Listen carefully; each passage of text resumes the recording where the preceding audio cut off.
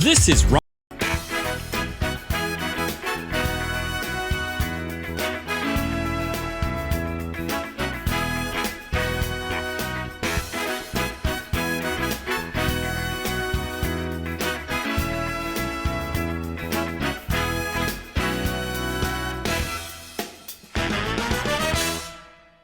Good evening and welcome to West Talk. Today is Tuesday, October the 7th, and of course we've got a great show for you.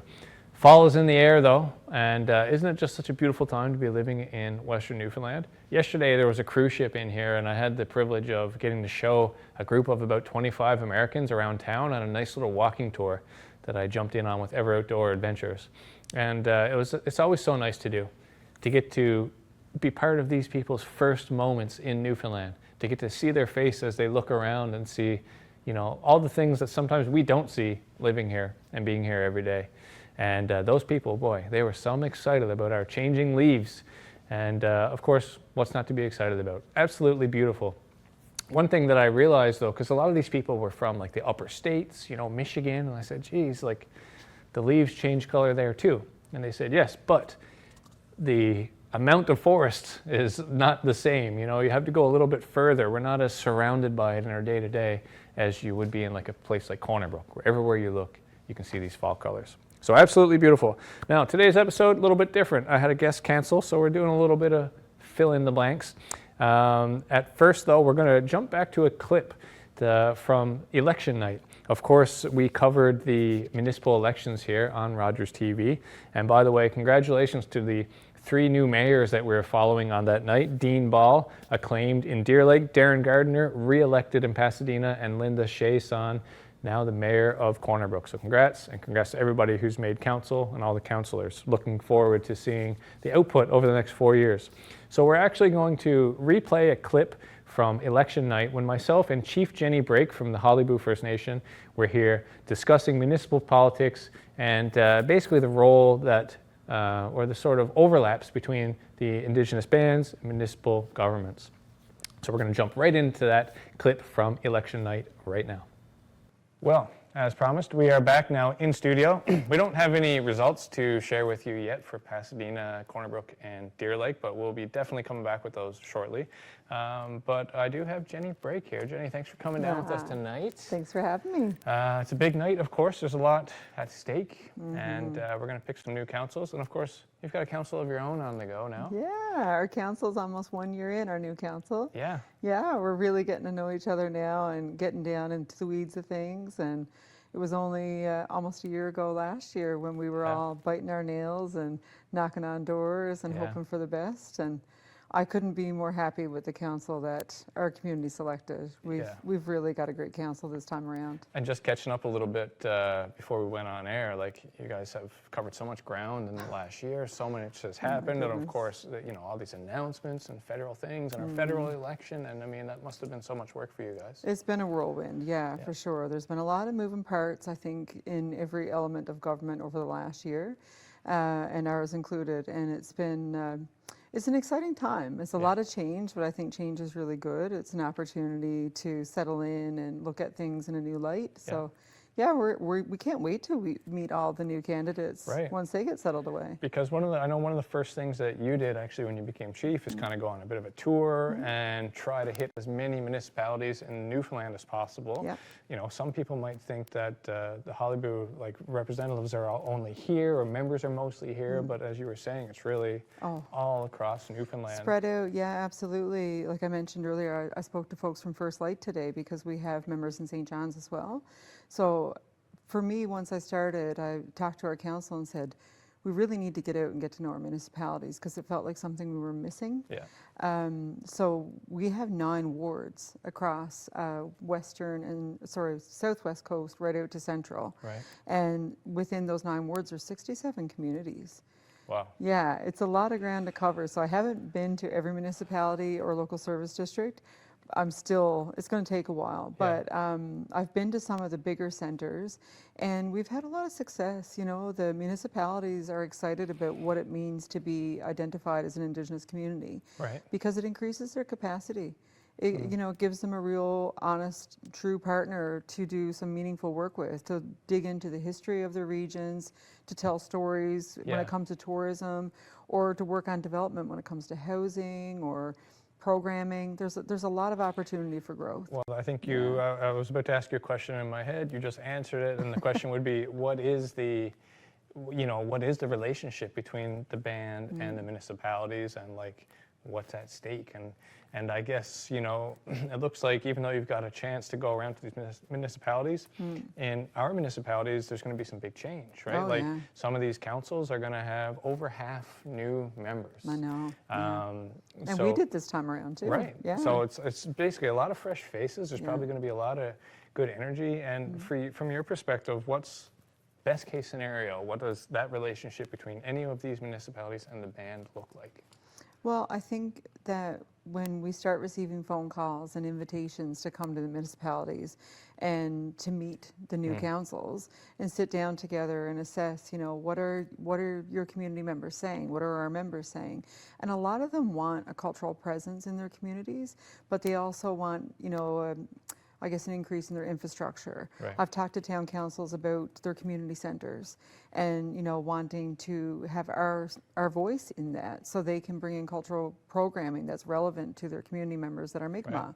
So that's really exciting. They want language programs, daycares. There's so many different things that we can help with, right down to roads and Basically every problem that towns have. everything. I mean, monitoring environmental issues, industry development that's happening in communities.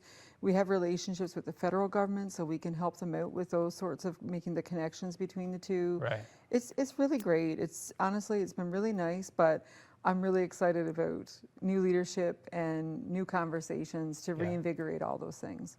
Very, very exciting. Yeah. So the Hollywood is basically an open partner for all kinds of potential developments, Yep. and it's really up to the municipalities, Yeah. from the sounds of it, to be like, Yeah. you know, let's play ball. Let's go. Yeah. Let's work together on some of these things. Obviously, there's some terms and conditions, but to your point, like a lot of people, members of self-identified people, members of Hollywood, like everybody, I think, agrees that recognizing this rich part of our culture is important. Oh, absolutely. I mean, we were left out of the Terms of Union in 1949, but that Yeah. doesn't mean that we have to take that for an Right. answer. We know the difference. So it's a time of reconciliation. That Yeah. word has been used an awful lot this week. Sure. And you know, oddly enough, I spoke to our community on Tuesday, and I looked up from my papers and I saw an awful lot of candidates in the crowd. Right. Folks I don't often see. So it made me a little uncomfortable, honestly, Yeah. because it wasn't a place for campaigning. Right. I do commend those that showed up to support the community. Yeah. Because, but make sure you come again next year. Right. And every year, and show right. up every day, because we can't just show up during election time. We need to be there every day to support our communities through Yeah. reconciliation and all the needs that we have. You know, there's a lot that needs to be done to support the Indigenous and non-Indigenous communities, Yeah. and when we go into communities and work with municipalities, it's not, if we set up a park for children, or it's something that's accessible and helps with children that have autism, we'll say, Yeah. and we utilize Jordan's principle to help with something like that, or we tap into our language programs to put up poster boards and historic information, walking trails. That's not just for Indigenous people. Right. That's for everyone. Yeah. That's an opportunity for us all to grow and learn together. So we want to see more of that. Well said. And I think there's good opportunity for that. And I can't wait to find out who it is that you're going to get to be I collaborating with know. for these I next 3 to know. 4 years.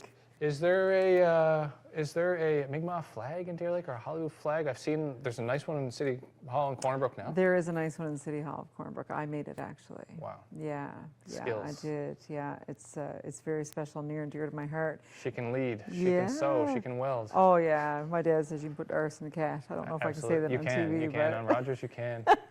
So I do see Yeah. that, though. Like some of these communities are, I guess, more or less integrating and recognizing, their heritage, the culture, recognizing the members of their community. yeah, I would challenge all of the municipal leaders that are listening.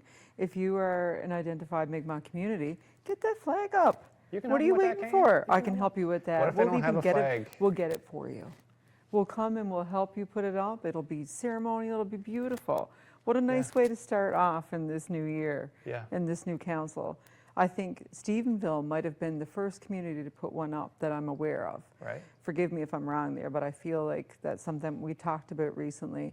So we're grateful to them for that. They do a lot of great initiatives in their community, and a lot of others are following. So yeah, get those flags up. I mean, it's really important. Now, Corner Brook has one on the inside of City Hall, but not on the outside. But I suspect this new council will get right on that. So, you know, you feel that every city hall has flagpoles, Yeah. and we should have that flag up there. Absolutely. It's the Mi'kmaq Grand Council flag. That's our traditional government. Right. So thanks for clarifying, because I thought, just again before, I Yeah. thought it was like the Hollyboo. I thought it was like a band flag, but No. that flag represents all Mi'kmaq peoples in like In Mi'kma'ki. East- So Mi'kma'ki right. is Atlantic Canada, parts of Maine, Quebec, Boston, I think, as well. So before provincial borders existed, it was Mi'kma'ki. Right. And that's our traditional government, and we have treaties right across, and it still exists. I sit on a small working group with some of the Mi'kmaq Grand Council. Most members of the Mi'kmaq Grand Council are fluent in their language. They're all men. There's a tie to the church because their connection to the church was what really allowed them to sustain and thrive. Yeah. It's really historical, really interesting if anybody wants to take the time to research or even chat about it sometime. The history is Yeah, really it is. interesting. I know some of the history still gets uncovered. There's super fascinating kind of. Grand Chief Norman Syllaboy came again this summer. He's our Grand Chief of the Mi'kmaq Grand Council, and he joined us for the Elmastiquik Mawiomi this summer. Yeah, can you talk about that a little bit more? Is Yeah. this the second one of those, or has there been more of those? Third, Okay. maybe? So yeah, talk about it that a grows little bit. every year. Oh my goodness. So Sherry Dean, who I will say again is running for Corner Brook, and our very own Rob Bennett is running in Grand Falls, Windsor. Yes, I So we saw have that. a few of our community members Did that we are see that running. he actually was elected? He's doing, or- I'm not sure if he's elected, but he's doing we'll quite have to well, keep I an- think. keep an eye out, yeah. Definitely. But yeah, so our Elmastiquik Mawiomi is growing every year, and we get more and more people coming every year. Just it's unbelievable. But this year was a great success. The weather was nice, and like I said, we had members from the Grand Council. We had folks from over across the water that came and joined us, and drum groups, and I mean, we have a lot of celebrations throughout the territory. So Yeah. a lot of smaller communities will do events, and the St. George's Cultural Revival Committee has a powwow in Flat Bay every year, and that gets bigger every year as well, and that's been going on for a long time. And I attended the one in Con River as well. So Wow. yeah, and that's a huge powwow every year. I mean, Con River is really remote. It's kind of hard to get, not hard to get to, but it's out Right. of the way. It you know? is. You have to make an intentional trip. Oh yeah, you do. With these Mawiomis, just for like when people see them next year and future years, like are they kind of open? Like is Oh, this an open absolutely thing? Anybody open. can go. Encouraged. We want Right. Indigenous and non-Indigenous people to come there and learn. Membership and is not a factor. Not at all. Not at all. I mean, it's really important to come there and learn, and for folks that want to, understand the cultural practices, feel free to ask questions. Don't shy away. Yeah. Come dance. My mom's not Indigenous, and she's, I always drag her into the arbor for a dance. Right. And it's important. It's important for us all to get together and get Yeah. along, right? I do think it's. I think it's cool. And I think like even again, if you don't need to be a member, you don't need to be a self-identified Indigenous person. You can just be a history enthusiast, and you're going to have a really good time uncovering the story of what's gone on here. Yeah. Like obviously there's a lot of darkness, but I mean the history is rich. And, But the powwows are a time to celebrate. Yeah, and you talked about when Yeah. you just said like about provincial borders. You spoke about before provincial borders, and I started instantly thinking about this place before we had municipal borders, Yeah. which was only not long ago, right? No, So we've had 100 years of municipalities here, and before that we had hundreds and thousands of years Yes. of Indigenous people taking care of this very And land. we're still trying to do the same. Right. Yeah, which is why our municipalities need to work with us. Exactly. All of that traditional knowledge, all of that environmental stewardship that needs to go forward. It's a Yeah. critical time. Everybody wants a piece of this beautiful place. Everybody wants to take advantage of the mineral-rich lands Right. we have, Right. all of our resources. And We're on the map now. Oh yeah, yeah. Everybody's looking at us and they see opportunities. But I attended a conference just recently, and we talked about the importance of engagement at the moment of the idea stage. Right. And our governments are far too often given permission to industry developers, and then they come to us and say, Yeah. "Oh, we want to engage with you, and we want, consultation." But consultation happens at the idea stage, not after. Yeah, because in this way, you're already kind of on your back foot, then, right? They're Yes. coming to you. You feel like you need to stop this thing that's Yeah. already seems to be happening before Yeah. you've even been consulted. But the province has already said yes, so where do we stand in that? So the province needs to understand that the idea stage is where we need to be consulted, and not Yeah. after permission's been given. It's too late then. And I would say with the municipalities, that should also be the case. It's Oh, not yeah. less about recourse and more about opportunities. Like if Oh. there's an idea for something, there's most likely, from the sounds of this, an Yeah. opportunity for a collaboration and a partnership. I So, had an opportunity to speak with folks that worked on Churchill Falls, and they said their biggest mistake was not speaking to the Indigenous groups first. They would have saved so much money, because that's how they talk. They talk Yeah, in terms right. of money. So the project could have saved a fortune if they had talked to the Indigenous folks first, instead of making all those mistakes and going to them after. So it's, come to us first, talk to us first, and work with us. We all want the same outcome. We want, environmentally sound, responsible economic development. We don't want to do anything at the cost of Yeah. our children's future. I don't think anybody wants to, put that at risk. I think that is absolutely the average Newfoundlander's sentiment. We Yeah. need opportunities, but we need to protect our land. And right now, I think our Indigenous governments are doing the best job of doing both, providing, so, creating opportunities, and being stewards. Yeah, we're So, certainly trying. Yeah, so super excited. And Yeah. congratulations again to Deer Lake Yeah, on your way new to go. council. There's Looks some like we Corner got Brook some numbers up for- Yeah, but it's not final yet. So we just got a light. We're going to throw it back to Gander. And hopefully by the time we come back, we'll know who the Corner Brook council is going to be. Exciting. All right, back to you, Gander. And we're going to go to a quick commercial break, but we will be back, and we're going to be covering the events of the month here in Corner Brook. My biggest therapy is Mother Nature. When I walk through the woods, I'm seeing a little bit more than just a tree and just a plant. I see what I can do with it. I make medicines and salves from plants and trees. In 2014, I suffered with a heart attack. Since I had my heart attack, obviously there were some Western medications involved. And on top of the Western medication, I have found myself nature-wise, and medicines provided by Mother Nature has helped me a lot.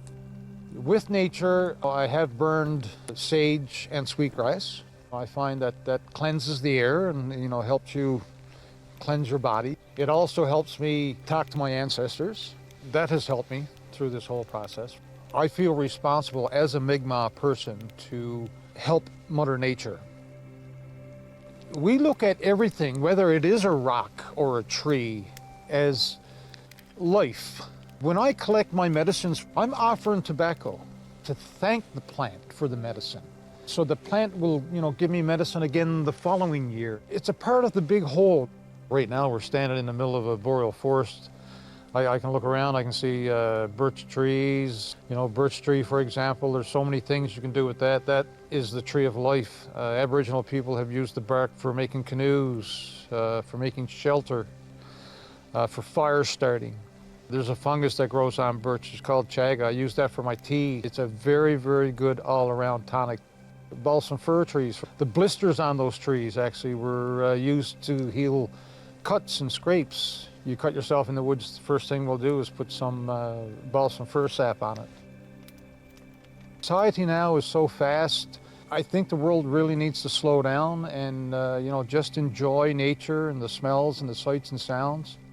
Well, this is where it all started in the beginning.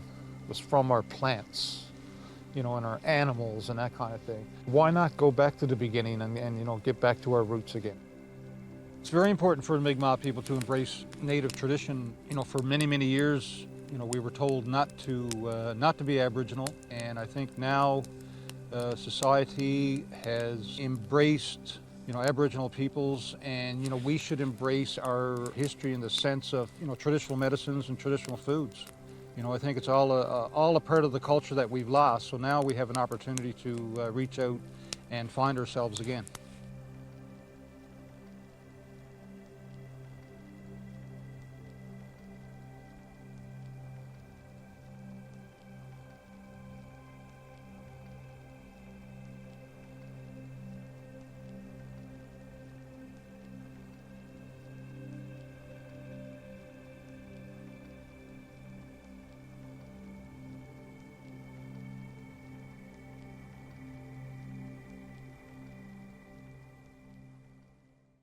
Hello, everyone. In the lobby of the Arts and Culture Center, we have a unique exhibition called Newfoundland and Labrador Marine History Through Art. This exhibition is on until the end of the month, and we are open Monday to Friday, 9 till 6, and of course, on performance days. In the theater, of course, we have an exciting lineup. On October 8th, we have Bob Cajun, a tribute to the tragically hip. Make it a date night and see you at the show. On October 23rd, we have an AC/DC tribute, but don't delay, tickets are flying out the door for that show. At the end of the month, we have The Improvisers, featuring Roman Danilo, Peter Oldring, and Chris Castellan. The Improvisers are some of Canada's best improvisational comedians. They will take your suggestions and create spontaneous comedy sketches right in front of you. The show is fun, variety-filled, high energy, comedic experience with performers who have been seen on CBC's Just for Laughs and many other shows. And if you enjoy comedy, you are in for a real treat, because in November, we have the Canadian icon Brent Butt, who many of you might remember from Corner Gas. Other highlights in November include Off-Broadway Players' production of Groundhog Day, a Spice Girls tribute, Barry Mary, and the Mill City Mavericks and Broadway Blues Band are joining together to do a fabulous showcase.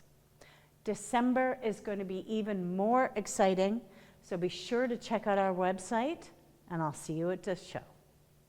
Damn, can I do that last bit again? Yes, just give me 1 second.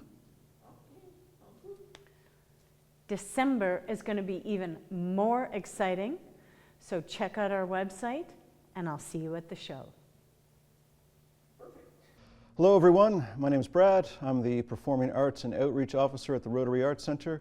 And I'm here today just to let you guys know of some of the upcoming events that we have in the month of October.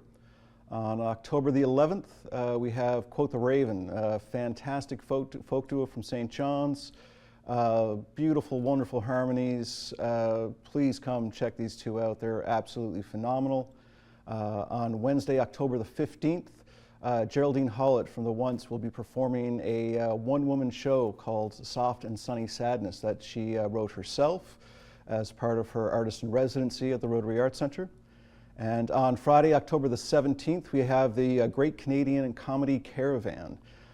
This is an ensemble group of Canadian comedians from Ontario and Alberta. They're touring across Canada to raise money for Ronald McDonald Charities.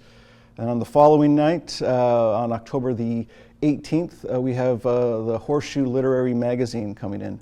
And at 2 p.m., they're going to be doing a creative writing workshop that's free of charge. And in the evening, they're going to be doing a series of readings followed with some musical performances from Ali Waterman and some of her musical friends. On October the 20th, we're going to be doing a screening as part of our ongoing movie series. This is going to be a little bit more on the holiday-themed Halloween movie with Weapons, which is a horror thriller. And on October the 23rd, Geraldine Hollett will be back again as part of her folk duo with her partner Phil Churchill. They go by the name Glasses and Girl. And this is going to be more of an intimate and interactive sort of event where they'll be speaking with the audience and performing some of their original music as well. And then on October the 26th, something a little bit different for the Rotary Arts Center. We haven't had a children's entertainer ever before, but on the 26th, on the Sunday at 3 p.m., Nick Hamlin is going to be by, and he's going to be providing some entertainment, very family friendly, geared towards younger children. And on October the 27th, something that we're starting that's relatively new are movies made right here. So this is a film that was made in Newfoundland by a Newfoundlander, Mark O'Brien. Some of you may be familiar with some of his work with, I believe it was Hudson and Rex that he acted on. So this is a film that he directed and wrote and starred in himself. It's called The Righteous, which again is staying on theme for the holiday season, which is another psychological thriller. And on October the 30th, again keeping with that holiday Halloween theme, Open Door Theatre will be stopping by the Rotary Arts Center, and they'll be doing their annual radio play. And this year the play is H.G. Wells's War of the Worlds. So that's going to be a lot of fun as well. So that's everything that's happening in the theater for the month of October. Please check out our website. We also have a number of visual art events and various workshops.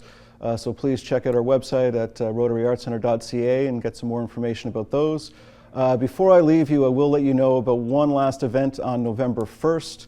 Again, we're keeping with the Halloween holiday season, and we're going to be doing a tribute to Black Sabbath.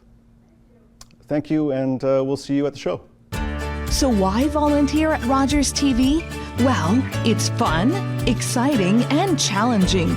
You can develop practical, hands-on skills in TV production, make new friends, and have fun, all while giving back to your community. For a few hours a week, you can be part of a great team making great local television. Want to find out more?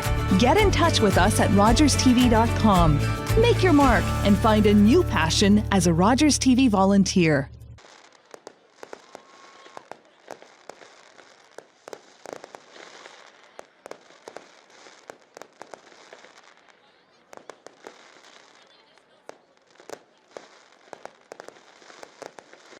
That's it for this week's episode. I want to say thanks again to Jenny Brake for coming down and helping us host this election coverage, and as well to the Arts and Culture Centre and the Rotary Arts Centre for continuing to provide such great shows for our community.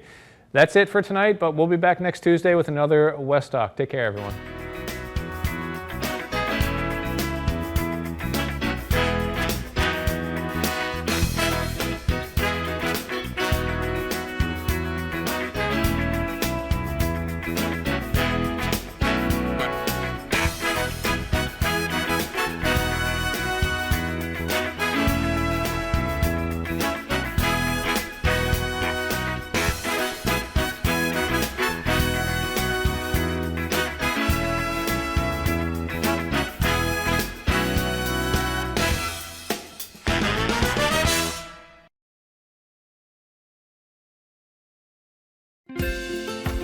If you have a comment about this program, we'd love to hear it.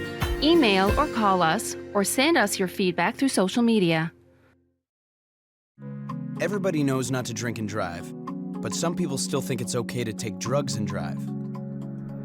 Police have the authority, the ability, and the tools to determine if drivers are impaired by legal or illegal drugs. And because drug-impaired drivers can pose just as great a risk as drunk drivers, they face the same penalties, like the loss of their driver's license, a criminal record, fines, and more.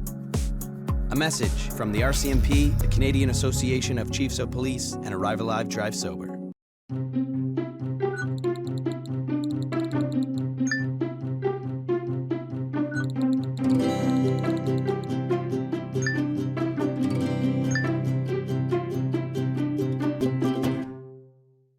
Summer days, summer nights, lots of things to do, places to go, and people to see. If you're having a few drinks, be sure to plan ahead and get home safely. We don't want to pick you up. Drinking drivers risk injuries to themselves and others and take chances with their license, their jobs, and their future. Remember what's at stake and choose your ride, whether you're the driver, the passenger, or the party host. Thanks for supporting sober driving. I hope we never meet. Visit arrivealive.org to find out more. I'm Wendell Clark with a word about winning.